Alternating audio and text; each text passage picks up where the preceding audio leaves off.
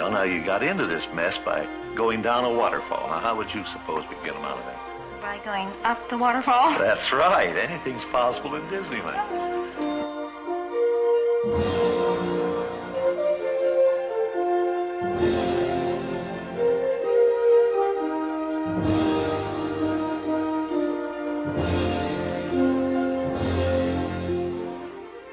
Welcome, friends, and thank you for joining us on this episode of Up the Waterfall with your hosts, Zanna and Scott Otis. Greetings, everyone. Husband and wife team behind Up the Waterfall. That's right. If you're just joining us for the first time. Indeed. Every now and then I have to throw in a who we are kind of thing, I guess. Yeah, we just celebrated our 5th wedding anniversary. That is true. Congratulations. Yes, congratulations to us. Speaking of numbers, this is episode number 45. And we've been doing the show for well over a year now, but we're slowly creeping up to what should have been, 52 episodes in a year. But Who says you have to do one a week? not Nobody. us. It's totally fine. But yeah, we'll have more on the future of the podcast at a later date. Oh, yeah. But right now, we're going to jump in, and this is an interesting topic, I think so. near and dear to my heart. Especially, yes. The history of Celebration, Florida. Ooh, I love which, it. Isn't Disney anymore. You may know. Most people don't know that, actually. They still think that Disney owns it, just as they think, and I thought until you corrected me, that Disney still owns Golden Oak, the land. But I guess they sold the land. No, but that Disney was- really does still, That run was things. de-annexed from Disney property. Yes. But anyway, we're going to delve into the storied history, Ooh. if you will, of Celebration Florida, how it came to be, how it was created, why it was created, Wow. and what's become of it now. I'm excited. Yeah, me too. Please tell. I guess you wanted me to open with this quote from Walt Disney, which is, "I don't believe there's a challenge anywhere in the world that's more important to people everywhere than finding solutions to the problems of our communities." Ooh. Oops, that was a loud page noise. Apologies. It's funny that you wanted me to read that because I wanted to talk briefly about, if you've been watching our live shows, you know that this was Up the Waterfall Book Club number 1, unofficially. That's right. I wanted to get you indoctrinated into the whole story of Walt. Yes. So I recently finished this Walt Disney An American Original by Bob Thomas. If you have not read it, I highly It's recommend kind of like it. the OG biography of Walt Disney. It really is fascinating. And, as I mentioned on the live show, which you can rewatch on YouTube, it was the one from December 1st, question mark? I don't know. December 3rd. There's so many interesting facts that I did not know about Walt, and more specifics and details on things that I did know. So I really enjoyed it. However, I wanted to briefly talk about, there was a moment in his life when he realized that he really cared about city planning and creating a community, and that was something that he wanted to do. A lot of architects came to him and were like, you couldn't plan a city better than Disneyland. Yeah. Like, everything is the way it's supposed to be, because before then, amusement parks were not planned out in any sort of That's true. wheel and spoke and wheel fashion. So he really did put meaning and thought behind everything he did, down to the way you approached every area. That's how we get theming and all those details, down to the trash cans and things like that. That's right. Anyway, I'm going to quote him again. He was members of the press asked him about the model community because he had already talked about the Florida project, and of course he was going to be doing that. And he said, "I would like to be part of building a model community, a city of tomorrow, you might say, because I don't believe in going out to this extreme blue sky stuff that some architects do. I believe that people still want to live like human beings. There's a lot of things that could be done. I'm not against the automobile, but I feel that the automobile has moved into communities too much. I feel that you can design so the automobile is there, but still put people back as pedestrians again. You see? I'd love to work on a project like that. Also, I mean, in the way of schools, facilities for the community entertainments, and life. I'd love to be a part of building up a school of tomorrow. And he goes on from there. So that was really the Wow. origins of EPCOT, Yeah. or the Experimental Prototype Community of Tomorrow. Yeah, you could even say that, he was thinking of celebration. Well, yeah. And so time went on. Obviously, EPCOT did not become a community to live in, but the original theme park itself was definitely a model for future living, I would say. Oh, yeah. I mean, there's a reason that the Disneyland park, of course, begins with, the Main Street, which is a recreation of Marceline, his boyhood home. And it's a kind of internationally recognized manifestation of an ideal of the bygone era of an American way of life. So it goes there, and then, as you said, spokes out to each of the different lands. So it's like a perfect development. Yeah. And I think he definitely was a traditionalist in that he wanted that community feel to a town. He wanted people to be involved with each other. That's why he didn't want, he loved technology, obviously, with Tomorrowland and all the future projects he was working on, but he didn't want that to take over people's lives. And he thought that cars in general were just really increasing pollution and noise. And that, of course, was happening right at that time, especially a lot of the suburbs of Southern California. Yes. That was basically, it was just being dominated by the car culture. And that's when the freeways were being built and That's right. all that fun stuff. So fast forward many years to the era of Michael Eisner. And he and Frank Wells were just like, well, we've got a bunch of stuff that we can do. They did the cruise line. Yeah. And what I love reading about Michael Eisner, and you have his biography there, That's right. it's fascinating to me how much his whole family was involved in all of the decisions that were being made by this multi-billion-dollar corporation at the time. As we know, the story of his son's name is Breck, Breck, right? yeah. Wanting to have Splash Mountain called Splash Mountain or whatever. And things like that. You just read little things, and his wife supposedly came up with calling it Celebration. Yeah, that was her idea. So they had all this land, and they were parceling out the land at Walt Disney World Resort, and they had conservation land, and they were left with 9,000 acres, I believe. Yeah, Don't quote 9,000 me on acres. They basically did a whole, a development of the, not development, a study of the entire acreage of Walt Disney World property, and detailing not only what there was, but the future use of that. Yeah. And they saw that there was 9,000 acres south of US 192, kind of separated from the main Disney property by both 192 and Interstate 4, that basically they needed to do something with it. And I'm sure a lot of this had to do with either, taxes and write-offs and things like that. So it wasn't like Michael Eisner, I don't think, was like, we need to build a community. I think it just kind of all came together. I think it was some of that, though. Well, I think a lot of it had to do with the past Walt Disney. He wanted to make good on that promise that Walt had to build a community. Right. And they wanted to focus on specific things like education and health and wellness and things like that. I will say, though, that Michael Eisner, he actually did have that kind of, development in his blood.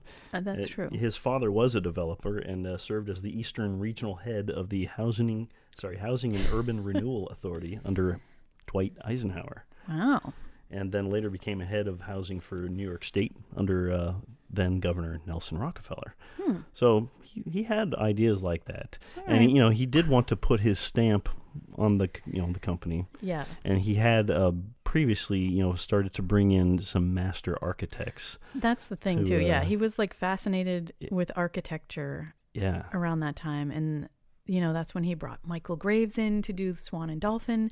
Love it or hate it. Which at the time definitely a thing. were the largest buildings on property, I guess, the largest hotel. That's right. I think we kind of take for granted now that they're just part of the horizon and part of the skyline of Disney. But when they were first built, it was definitely like, what the heck is going on?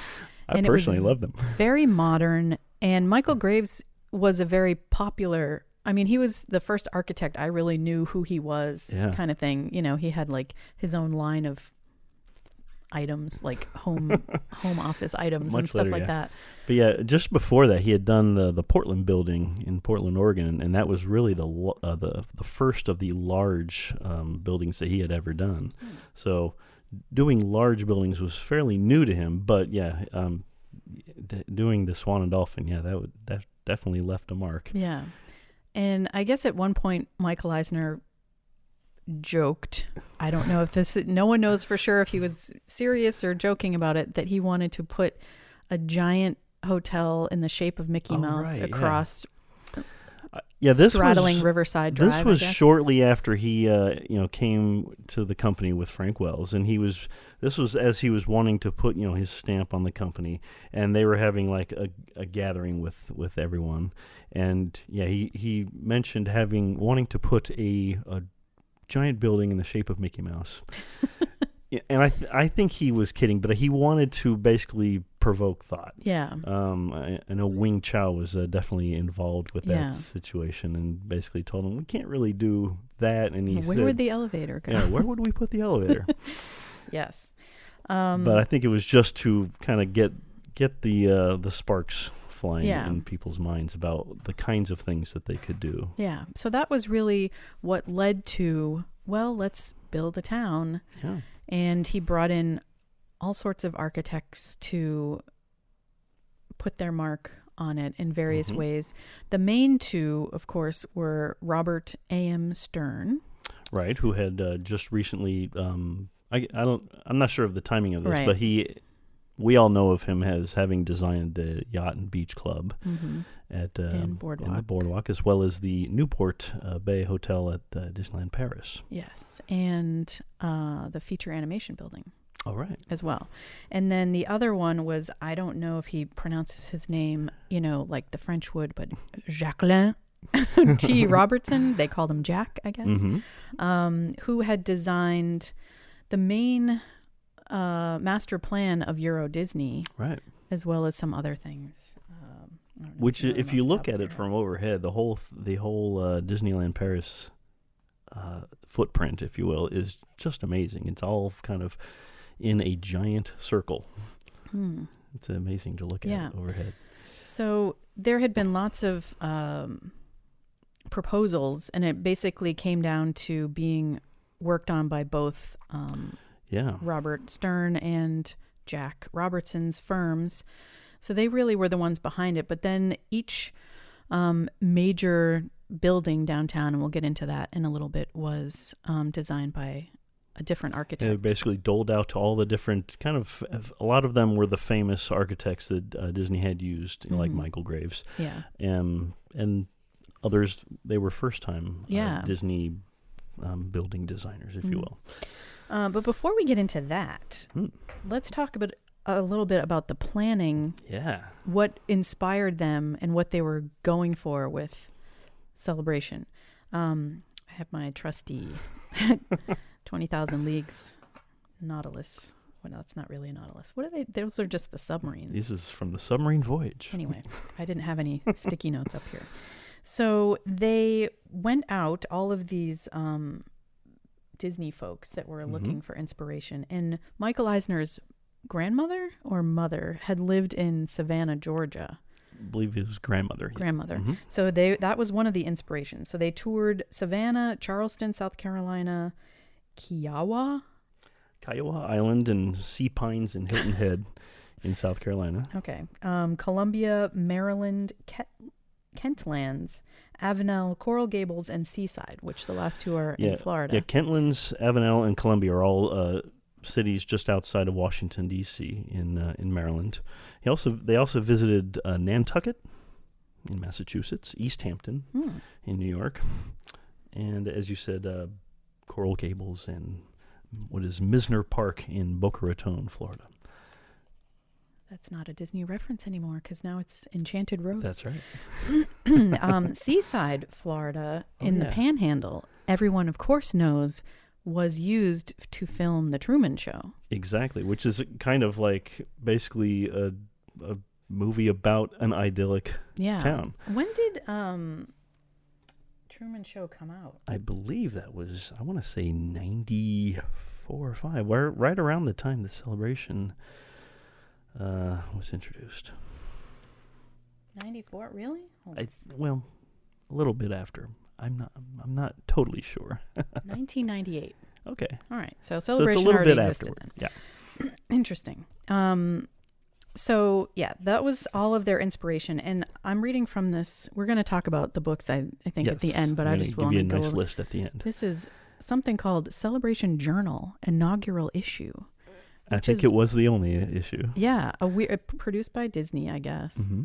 A weird little magazine of lots of what's going to be going on in Celebration. That's and right. how they got there. So there's this fascinating article at the end of the places they went to visit and who they spoke to and all sorts of stuff. Yeah, actually, when they went to Columbia, Maryland, they actually came upon a fellow there whose last name is Rouse. I'm not sure who it is in there, but he had actually spoken to Walt way back in the day when Walt was starting to become interested in city planning. And so it's interesting that they had come across him, and he was basically able to give his thoughts that he gave to Walt and share it with them as well. Yes, that is very interesting. Okay, so that's the backstory, and then that began the planning, of course. And so they decided that they wanted the community to have several principles, which I will read to you now. If I can scroll up. Okay, the 5 cornerstones of Celebration, which were health, education, technology, sense of community, and sense of place. So basically, most of those are self-explanatory. The sense of community was, of course, neighbors and things like that, belonging, taking pride in your community sort of things. The sense of place was like a recognizable, like you walk in and this is Celebration. Like I'm in Celebration. So, very interesting. It's strange to think about a town actually being planned like this. Yeah, I mean, one of the things that I've noticed when you go through Celebration, there are so many things that basically scream Celebration, whether it be even the little street signs that all have that little the imprint of the little girl riding her bicycle with the dog. Designed by Michael Beirut. Oh, yeah. He included he designed key community elements, including street signs, retail signage, manhole covers, fountains, golf course graphics, park trail markers, as well as some of the sales brochures, which I know I have in a box somewhere, but no amount of pre-planning could have let me find it. But right. And I was going to also say, the white fences that kind of line the streets that lead into town. Mm-hmm. So it's all very, basically it is Celebration. Yes. And of course the sense of community. Of course, we'll go into that with the house styles and things like that. But there's a lot of things that they did with the houses and the planning of which to encourage the idea of community. Yes. Well, we can jump right into that. Okay. So there was various home types, including colonial revival, classical, French country, coastal, Mediterranean, and Victorian. So if you've ever driven through Celebration or you plan to, you will see those different styles of home. Mm-hmm. And for those unaware, I actually lived in Celebration. Which is, that's a great thing to add to this. It was my dream to live there for many years. I'll take a brief moment to discuss my history of Celebration, I guess. We moved to Florida, my mother and I, in 1995. And they didn't break ground until, I guess they broke ground at 94, but no one moved in until 96, basically. And so it was a very big deal at the time that this was happening. And even though I didn't yet live here and I didn't work for Disney, I knew it was coming. It was covered in national news and things like that. Yeah. They decided to do a lottery for the first 350 home lots, and the first 150 apartments. That's right. And this was to encourage diversity because a lot of folks were worried that there was going to be only a certain type of person that was going to live there. And that kind of happened anyway. We'll get into that later. But basically, it was a very big hubbub that was going on with the lotteries and things like that. Now, at the time, the median home price for a house in Celebration was $200,000, which I sure wish it was today.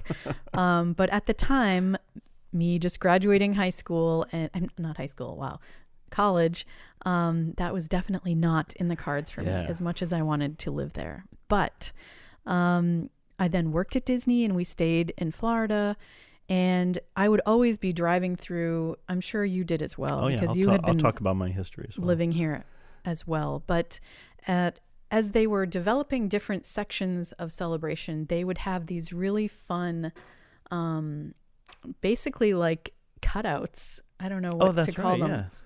The cross section, if you will. Kind of like when you go on the Great Movie Ride and it's just the facade. That's the word I'm looking for, facade. Okay. But they weren't that detailed. It was literally just a flat thing, but it would look like a house. Do you remember that being I do now know what you're talking about. Yes. I've tried to find photos totally of different. that. I'm sure I had them and they were thrown out or something like that. But you would basically drive down an empty street and there would be like, this is what the houses are going to look like when they're done. And then they would have a model home somewhere that you could go through and tour. And of course, the preview center in downtown Celebration, which is now a Bank of America. That's right. You could go up, and that's why it has that little staircase, because you could see the whole town in front of you and they could say, this is what it's going to look like. And, you know, it was a very exciting time.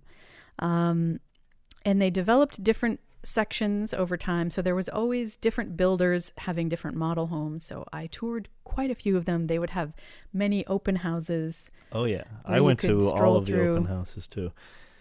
And it was just, you know, living in New England prior to moving to Florida, it was amazing to see things like, wow, they have hardwood floors.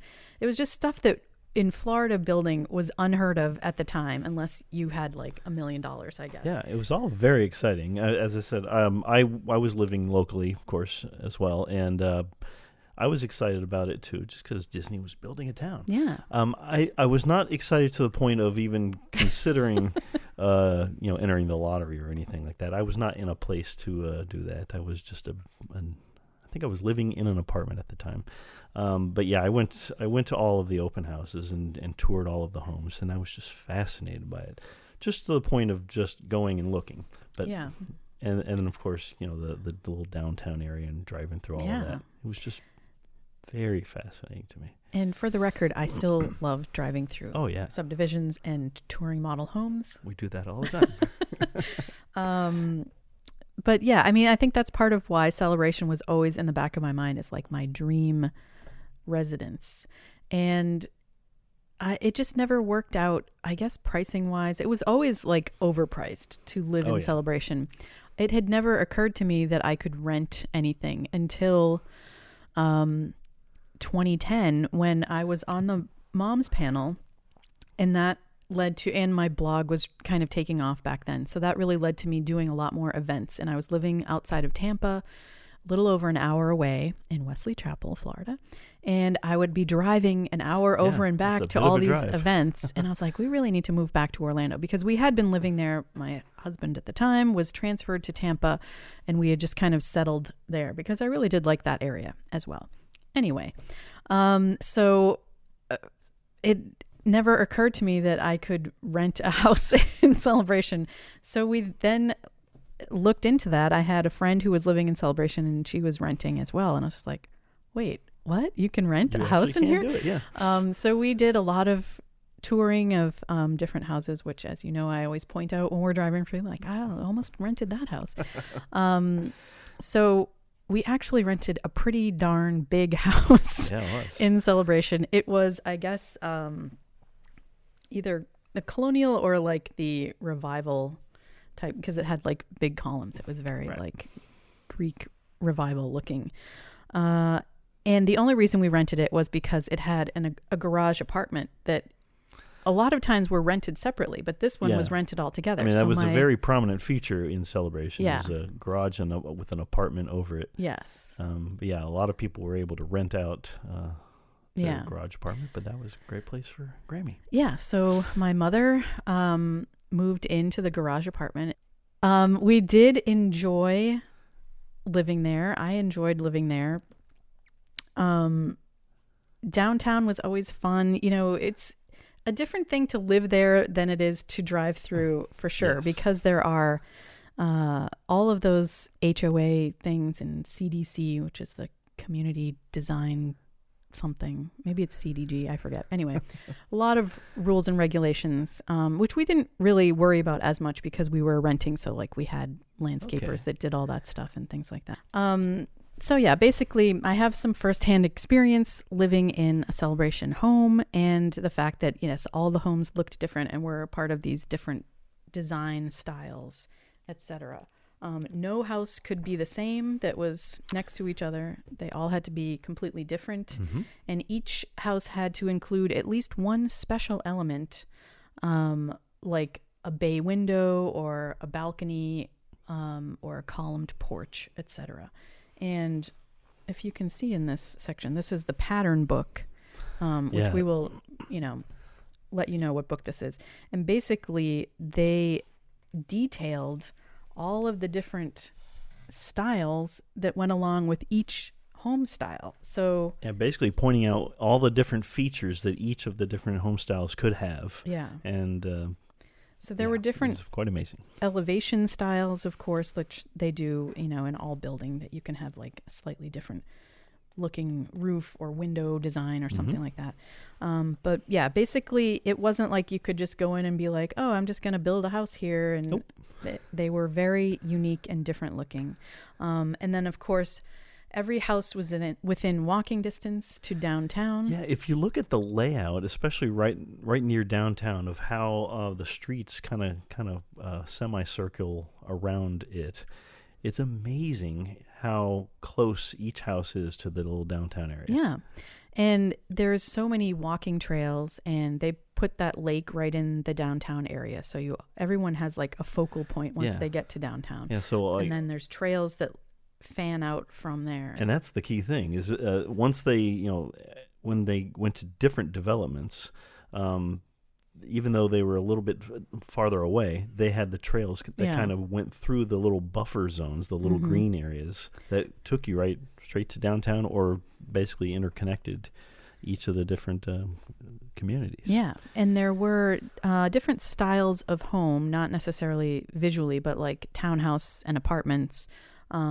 garden homes, cottages, village homes, and estate homes, which of course were, if you've ever been there and go down East Lawn, those are the estate homes, which are huge. But there's the way that they built them, which I guess, had already existed. But for me personally, I had never seen anything like that, where the garages were behind the house in a little alleyway. And then sometimes they were connected, but a lot of times they weren't. And they had, like we said, the garage apartments over them. So you would park your car in the garage behind in the little alleyway, which has been adopted in many subdivisions since then. I actually grew up in Texas with alleyway thing. And because a lot of times, the big plain garage door is kind of an eyesore. Yeah. I mean, especially down here in Florida, like subdivisions became just like, how big a garage can we put in front? A lot of people like to have a 3-car garage, not necessarily to put 3 cars in, but for storage space. Yeah. But, that's just a big old plain space that kind of doesn't really accentuate the things that you want in a house. And so then the porches, or, at least depending on how big the house was, there was always like a front entryway that you could sit out on and talk with your neighbors. Yeah, and that all was the goal the different size home styles each had a front porch. Yeah. A lot of them were wraparound porches, and they actually had fairly small backyards. And the lots themselves weren't that big, the lots aren't except that for the big. estate homes.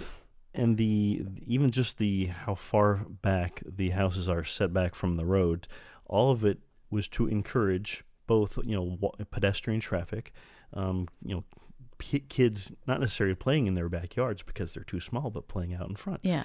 And basically a lot of foot traffic, a lot of communication between neighbors. And it was ingenious. And like I said, many other places since then in the Florida area alone, I'm sure tons of other places as well, have tried to not necessarily build an entire town, but try to make subdivisions that have that sort of alleyway design. And what's funny is the last couple of places we've looked at, and this neighborhood that we live in now, they'll have some houses that do that where the garage is in the back, and then some like ours where the garage is in the front. So they didn't really think that through, but it has spawned a lot of community first kind of subdivisions in the area. There's a place outside of Tampa called Fishhawk Ranch that definitely tried to be celebration. Independence in Winter Garden definitely tried to do that without the downtown area. They are actually now getting a lot more stores and things like that. But Celebration was the only one that really tried to make a microcosm in our area anyway of a community. Yeah. So, and they would use those small backyards and the alleyways to have like a more modest home back up to maybe a larger home, not necessarily an estate one, but a larger one to kind of encourage that to have a diversity of economic, exactly styles, if you will. Yes. So it was divided into villages, and the first to be built was Celebration Village, which was right around the downtown area. That's right near where the school is, and there's sort of like Georgetown style, I guess they're condos in that area with just like, the walk-ups kind of thing. And then fanning out from that are the different styles. And also, of course, the canal that goes straight from downtown right up to the golf center with a lot of the townhomes accompanying alongside that road. Yes.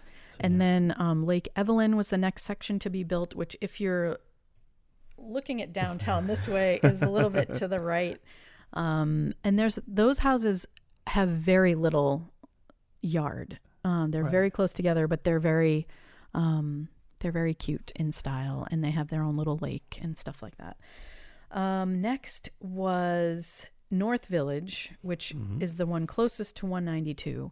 And that really became its own separate thing that has its own huge estate homes area, more apartments and townhouses, lots of green space, a little circular area in the back. Honestly, I love how each of these different areas has their own little green spaces, parks of varying sizes, some that are just kind of little cute little parks, and others that are quite vast, all interspersed between them. And then East Village was the next section to be built, which that is where East Lawn is, and there's a whole other area that goes back in there.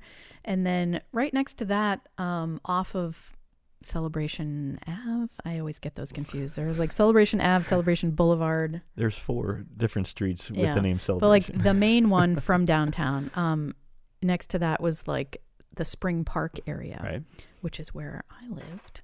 And that has its own little Heritage Hall, which is like a little clubhouse thing, and there's like a pool and a playground there. And then further back from that is Artisan Park, which was the last village to be built, and that has its own set of everything else. Like if you're in Artisan Park, you have your own benefits, which they have their own clubhouse and stuff like that. So, and what's amazing is even from there, if you look at it on an overhead map, it's pretty far from everything, and yet they still have the little walkways that just like cut through the forest to get to different things like the high school or other places. Yeah, that's the thing is there's no bus service for the kids in the town of Celebration. There is for kids that are in the school zone, but not living in Celebration, because that's more than a mile away. But everyone else, you could either get dropped off by your parents or you could walk. My kids took their bike or scooter to the middle school when they went there, and they could, if they wanted to, walk to the high school as well. But we then moved out of Celebration, but they still went to Celebration High School. It was all legal. Don't worry about it.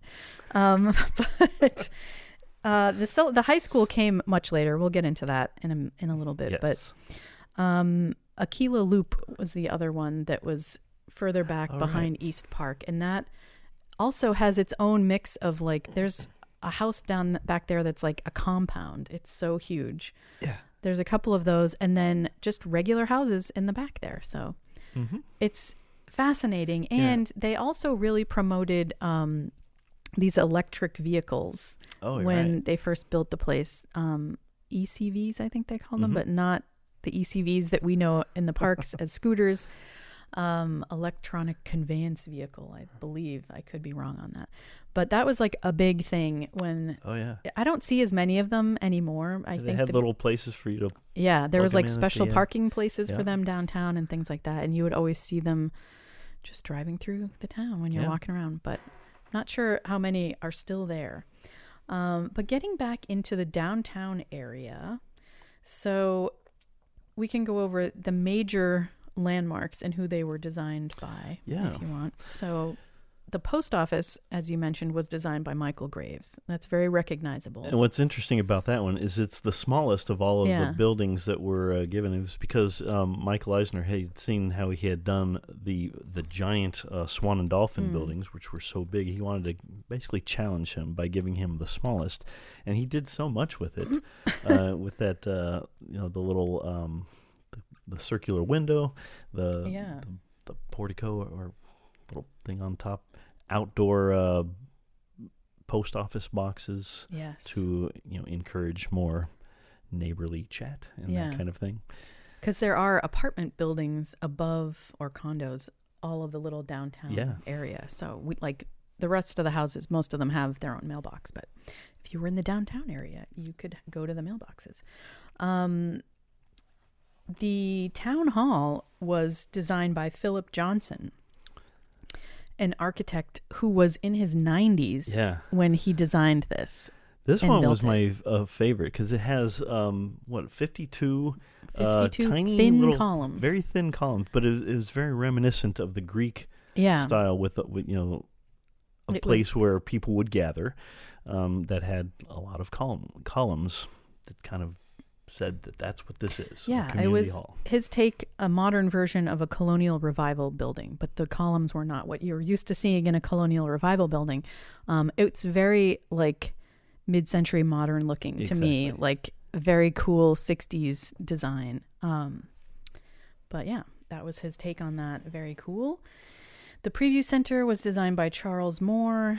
As I mentioned, it's now a Bank of America. That was actually the last building that he ever designed before he passed away. So I think that's part of what makes Celebration so fascinating is the way that the town looks itself. You're like, oh, okay, this is a very like Stepford Wives, white picket fence style. But the downtown area has these amazing so many different architectural styles that don't necessarily match, but they're amazing on their own. Right. I would include the cinema, of course, that one. I have many more to include. So I didn't realize. There's also the Bank of Celebration, which is SunTrust now, and that has a very cool like pastel design on the top of it. And they intentionally did not include a drive-through. Correct. On that for that bank because they wanted to once again encourage foot traffic, and so they had the parking for all of these downtown areas and things like that in the back, and not necessarily along the streets, so that you'd park in the back if you needed to, and then get out and walk to your destination. The movie theater, as you mentioned, was designed by Cesare Pelli, who I believe was one of those new people that had not ever. Right. He was from Argentina. He had actually designed those tall towers in Kuala Lumpur. Ooh. Oh, that's right. This. So that's pretty cool. The Petronas Towers. This movie theater was his ode to the stripped deco style of backlot architecture of Hollywood's golden era. And one of his inspirations was actually the Carthay Circle cinema. Where Snow White premiered. Yes. And I love these movie theater, there's two of them, but they're like Oh, yeah. so cool, and it's so disappointing that AMC theaters used to be there. They left probably like 10 years ago now. It's been quite a long time. But yeah, I went to several movies there, Yeah. and it's just the cutest little movie house. It had really two was. screens, and it was just perfect. Yeah. It reminded me of when, I would go up to Maine and Ogunquit, and just a little town movie theater that was not a huge stadium seating. It had the little. They actually did have stadium Well, yes, seating. they did, but it wasn't like. But it didn't. Yeah.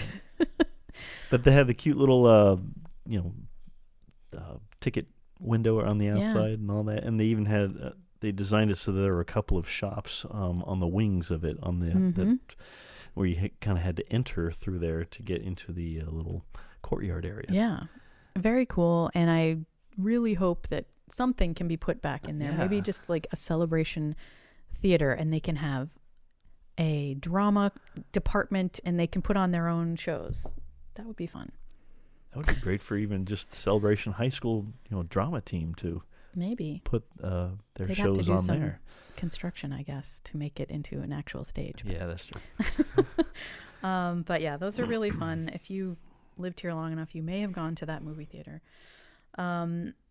Next up, the Celebration School, the K-8, Oh, that's right. was designed by William Rawn, and he was known for his educational facilities. He actually toured a lot of schools in Florida and was really inspired by the old schools he's found in Mount Dora. That's right. Which is very historical looking on its own. And then a Catholic school he found in downtown Orlando. So that inspired him. And let's talk about the school briefly. Yeah, I mentioned... because they originally... was it K through 8 or even K through 12? Well, they originally? wanted to do K-12, and then they decided to only do K through 8. But they wanted to do it in such a way where they brought in a lot of the, the best, not just teachers, but just learning concepts, where where students wouldn't necessarily all be within the same grade in the same class. Right. They wanted everyone to be working together, not necessarily, separated grades. And in addition to that, they didn't even want to have grades. Like letter grades, no testing. So it was just a very weird concept for a lot of people. Yeah, it was very controversial at the time. Yeah, there was a lot of complaints and back and forth. It was very forward thinking, but a lot of people, are just very traditional in the way they want their children to be educated. And so... Yeah. Because you have to understand that because of Celebration was being built as a Disney town, it had so much interest and so many people wanted to live here. And all of those people came from different places where they had traditional school systems. Maybe they were the presidents of their PTA back then and they really wanted to be involved. That definitely still happened. Yeah. But there was a lot of back and forth, and they eventually did alter the education plan, and it became a regular school.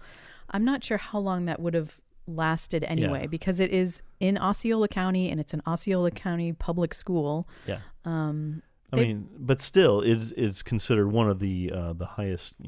It's got the highest letter grade of all of the local schools. Tests very well. Yeah. And then they later built the high school, and that's just a regular high school. It's not an architectural marvel. Very standard Florida high school design, unfortunately, but what are you going to do? So yeah, it was a very interesting, and they have a couple other, they have a Montessori school in the town, and then a full-time daycare. There's since been something else added even since I lived there.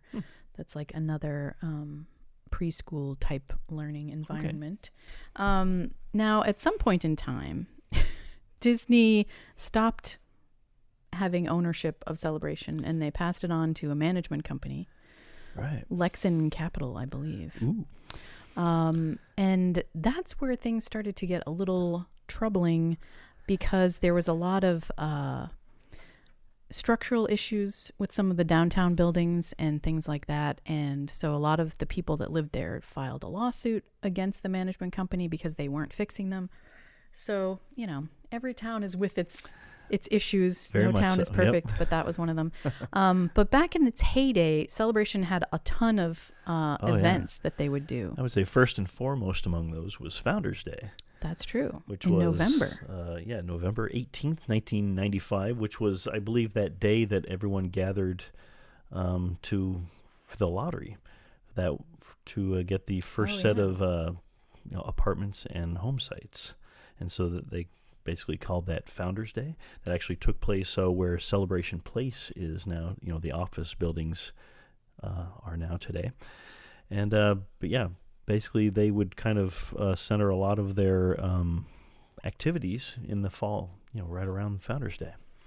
I personally participated in a Founders Day 10K back when they had that. Wow. Yeah. And now that has become the Celebration Half Marathon, I believe. Oh, wow. I think that's in March, I want to say, wow. but I'm not positive on that. But you can look it up if you'd like. A lot of people I know run that and get their best personal records for running a half marathon. Oh, yeah. And it's like lets you qualify for other Disney races and stuff like that. So good times. Anyway, they also had things like Oktoberfest. I think they call it something with fall in it now, which obviously none of this stuff happened this year. So who knows what next year will hold. But yeah, and they had the perfect venue for it because right there on Market Street, they could essentially close it down to, and they do. Car traffic, and basically cordon off so that it's only available for foot traffic. They've been able to put things like ice skating rinks, and where they had like snow. I'm not talking about Christmas yet. Hold on. And leaves. Yes. I should say fall leaves. Fall leaves. They would have leaves come out like confetti from these little boxes, and it was very fun and cute. And then they also did something in 4th of July every year. They did like a concert, and they would close off Market Street and do, I guess, various food things, food trucks like and whatnot. The Pie Festival. Pie Festival is in the spring, the Great American Pie Festival, and it is broadcast on a Food Network. Oh, yeah? Yeah. And that was a big thing. You could have pies from everywhere. People would actually make them, but there was a lot of like corporate pies, like from Village Inn and Publix and things like that. And it became like a whole fun festival. Yeah, I remember we went to that one time. Yeah, that was I've been to yummy. it many times. And they also have just a farmer's market where every weekend where they will have, local vendors come in and sell stuff. But the Christmas event. Sorry, I jumped the gun on that one. Now snowing, I think they call it. I could be getting that wrong though. They would have snow, or Snope as we like to call it, the same stuff that you would see at, the Osborne Family Spectacle of Dancing Lights, right, or Main Street USA. Yep. But because it is in a concentrated area of Market Street, and they had the ice skating rink there too, and they would have a Christmas tree that they moved to different places over the years, but the Snope would accumulate. Yeah, and to like knee high. Yeah, it was always a funny thing, and I have lots of pictures of various children frolicking in the Snope. I just remembered something else. What's that? Remember when they actually brought in real snow, and they? Oh yeah, that's right. Over by the other town hall. Yeah, that they built. And so they would have just a giant, essentially, place of real snow, so that you could come there. Yeah, I think that might have been just that one year. And you could throw snowballs at each other, or just kind of make snow angels, and they would just keep making snow. Yeah, over and over. Which is not easy to do in Central Florida weather. It really isn't. It was very noisy. But even just the downtown, I mean, I'm not going to get into individual shops and things like that, but some of them have been there from the beginning. Oh, yeah. The Celebration Town Tavern is a staple of Celebration. And I think for me personally, what made it so amazing is the owners are from Boston. Boston, yeah. And it's very New England fare. I mean, down to, like, I was just looking at the menu last night, actually. And they have a veggie melt there, which when I worked at Brigham's, which was an ice cream and restaurant in Massachusetts, it was a local chain. We had one vegetarian item, and that was it. And it was basically like frozen vegetables that you would put on a grill and put a piece of provolone cheese on it. Wow. It's literally described as that same thing in the Celebration menu. So it's just like, they probably just were like, that's what people eat up here in New England. We don't take too kindly to vegetarians. But now they have like a lot of things. They have 2 veggie burgers. Wow. But they have like Ipswich clams there, lobster rolls. They have hot dogs on the top split hot dog buns, which are a New England original. You can't get them down here. Yes, they have Fenway Park seats, lots of Boston stuff and memorabilia and things like that. Yep. So if you are from New England and have not been to the Town Tavern, I highly encourage you to go check it out because it will be like a little bit of home. That has been there from the start. The Market Street Cafe has changed hands a few times over the years. I think it is currently not open. But it's basically a perfect diner. Yeah, it's just like a cute little 50s diner type thing where you could get milkshakes, and they had great food, and that's right on the corner of Market Street and Bloom. I don't know what that other is it Front Street? Bloom Street is Front Street, I think, yeah. And then Bloom Street is the side one where the Starbucks is. Sorry, it's been a while. But there's been various little shops. They actually had their own little grocery store when it first they had opened. Goodings. Well, before that, even before it was like a little gourmet grocery store, and it did not do very well because, people actually lived there and they wanted like normal priced food items. So then it became a Goodings. That still didn't make it. It was still a little too overpriced to survive. They also added at the end of Celebration Avenue, Boulevard, whatever, where it goes out to 192. There's the Celebration Water Tower Center, that's right. And they have a Publix there. So yeah, they can't really compete with Publix when that comes into town. There's a lot of other shops that have been in there. There was a Sanrio store there for a long time, which I have many memories of taking all the kids. I was also going to say they have the Columbia. Oh yeah, there's a Columbia restaurant, which came straight from Ybor City. Ybor City in Tampa. There's one in St. Augustine, very Florida. I love Columbia. Their salad, which I have to get modified now, but it's really good. I think it's 1905 salad, 190 something. Lots of fun little cafes and things have grown and changed over the years as the community has. And it's certainly, like I was starting to say that we're going to talk about a little bit of the community itself and how everyone always talks about, simpler times, and they wanted it to be like back in the good old days. And, a lot of stuff seemed like it was great in the good old days, but there was not much diversity. There was not much, cultural anything going on. So I think that's always been an issue for Celebration as well.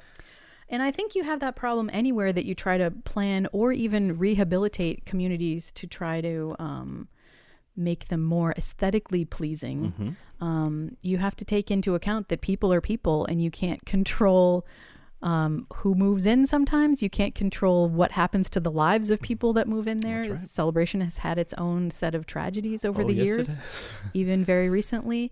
But overall, I will say that, I would move back to Celebration in a heartbeat if the opportunity presented itself. I think it's still just a very cute, an idyllic little town setting. It is. And the fact that you can walk all through it and all the trails and the community aspects are very appealing, I think still. Oh, yeah. I think it would be great if they got a lot more cultural diversity and celebrated those aspects. That's just my opinion.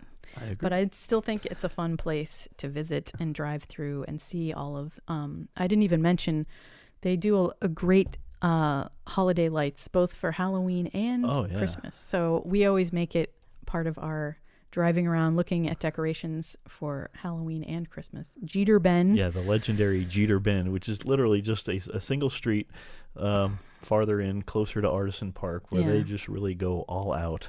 Especially started for by Christmas. one guy, and he ended up on HGTV and all of those little. It was just Christmas that he started for, but then he started doing Halloween as well, and then convinced all of his neighbors to join in. It's like a series of maybe 8 or 9 houses all together that really just go all out. Coordinated lights and music and effects and you bubbles. You turn your radio dial to a certain frequency and you get the whole music. Definitely check that out if you haven't. It's always a fun highlight of the seasons. Mm-hmm.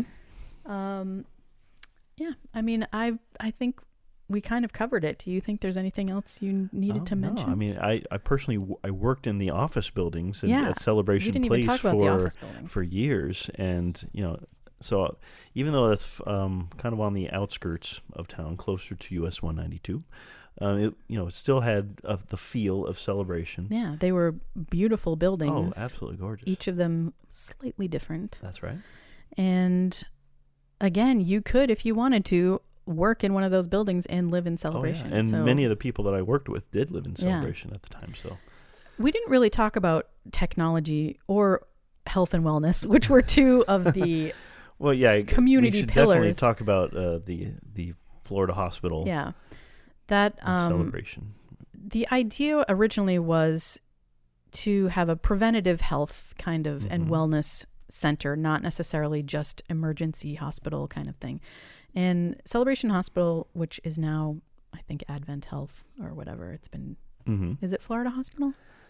Florida Hospital is Advent Health. Advent Health, yes. Everything's changing. Yeah, they always change their names now. And that's the issue that Celebration has dealt with over the years, is that corporations come in and you kind of like all the individuality and the uniqueness that was Celebration have kind of gone away over the years, because you have to have a regular hospital that's up to the standards of every other hospital. Right. Same with the schooling, same with the downtown buildings. It's great that you want to open a Hello Kitty store, but that probably can't afford the rent, which a lot of places find out as they try to create businesses there. That's correct. But anyway, the hospital is a beautiful building on its own. The original part, they've added on to it many times since then.